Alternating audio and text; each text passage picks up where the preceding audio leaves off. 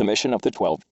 1. Then Jesus called the 12 together, and gave them power and authority over all demons, and to cure diseases. 2. And he sent them out to proclaim the kingdom of God, and to heal. 3. He said to them, Take nothing for your journey, no staff, nor bag, nor bread, nor money, not even an extra tunic. 4. Whatever house you enter, stay there, and leave from there. 5. Wherever they do not welcome you, as you are leaving that town, shake the dust off your feet, as a testimony against them. 6. They departed, and went through the villages, bringing the good news, and curing diseases everywhere. Herod's perplexity. 7. Now Herod the ruler heard about all that had taken place, and he was perplexed, because it was said by some that John had been raised from the dead, 8. By some that Elijah had appeared, and by others, that one of the ancient prophets had arisen. 9. Herod said, John I beheaded, but who is this about whom I hear such things? And he tried to see him. Feeding the 5,000. 10. On their return the apostles told Jesus all they had done. He took them with him and withdrew privately to a city called Bethsaida. 11. When the crowds found out about it, they followed him, and he welcomed them, and spoke to them about the kingdom of God, and healed those who needed to be cured. 12. The day was drawing to a close, and the 12 came to him and said, Send the crowd away, so that they may go into the surrounding villages and countryside, to lodge and get provisions, for we are here in a deserted place. 13. But he said to them, You give them something to eat. They said, We have no more than 5 loaves, and 2 fish, unless we are to go and buy food for all these people. 14. For there were about 5,000 men. And he said to his disciples, Make them sit down in groups of about 50 each. 15. They did so, and made them all sit down. 16. And taking the 5 loaves, and the 2 fish, he looked up to heaven, and blessed, and broke them, and gave them to the disciples to set before the crowd.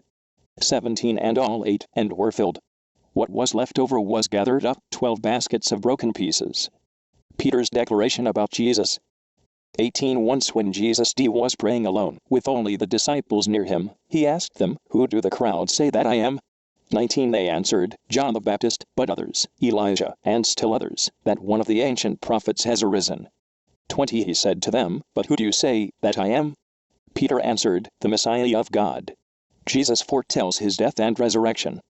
21. He sternly ordered, and commanded them not to tell anyone. 22. Saying, The Son of Man must undergo great suffering, and be rejected by the elders, chief priests, and scribes, and be killed, and on the 3rd day be raised. 23. Then he said to them all, If any want to become my followers, let them deny themselves, and take up their cross daily, and follow me. 24. For those who want to save their life will lose it, and those who lose their life for my sake will save it.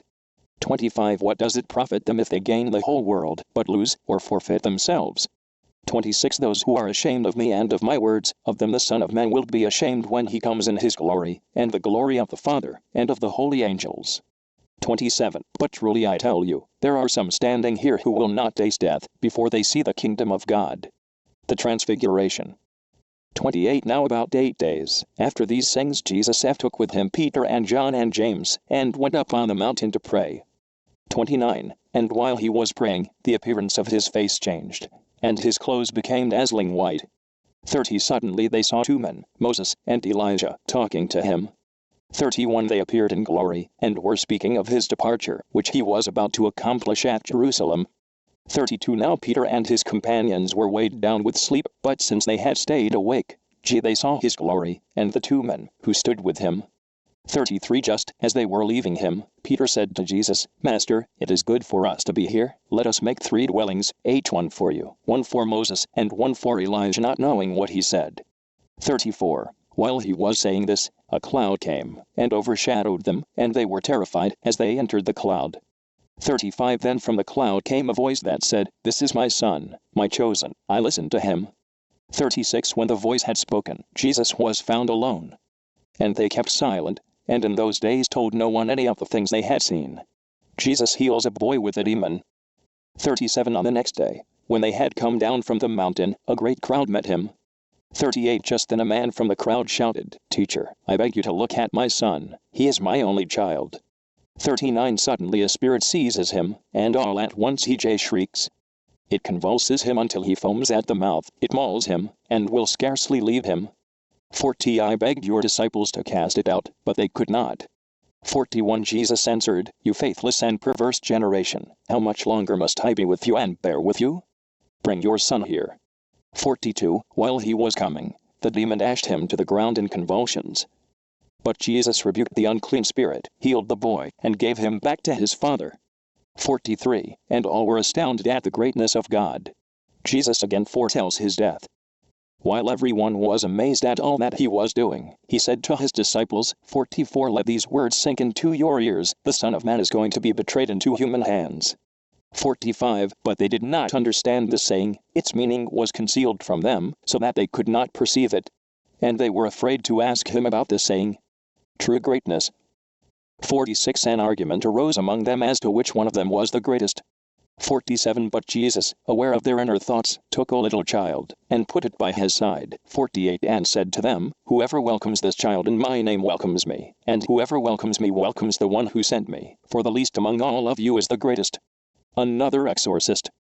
49. John answered, Master, we saw someone casting out demons in your name, and we tried to stop him, because he does not follow with us. 50. But Jesus said to him, Do not stop him, for whoever is not against you is for you. A Samaritan village refuses to receive Jesus. 51. When the days drew near for him to be taken up, he set his face to go to Jerusalem. 52. And he sent messengers ahead of him. On their way they entered a village of the Samaritans, to make ready for him. 53. But they did not receive him, because his face was set toward Jerusalem. 54. When his disciples James and John saw it, they said, Lord, do you want us to command fire to come down from heaven and consume them? 55. But he turned and rebuked them. 56. Then out they went on to another village. Would-be followers of Jesus.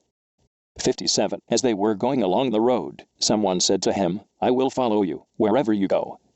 58. And Jesus said to him, Foxes have holes, and birds of the air have nests, but the Son of Man has nowhere to lay his head. 59. To another he said, Follow me. But he said, Lord, first let me go and bury my father. 60. But Jesus said to him, Let the dead bury their own dead, but as for you, go and proclaim the kingdom of God. 61. And others said, I will follow you, Lord, but let me first say farewell to those at my home. 62. Jesus said to him, No one who puts a hand to the plow and looks back is fit for the kingdom of God. 6.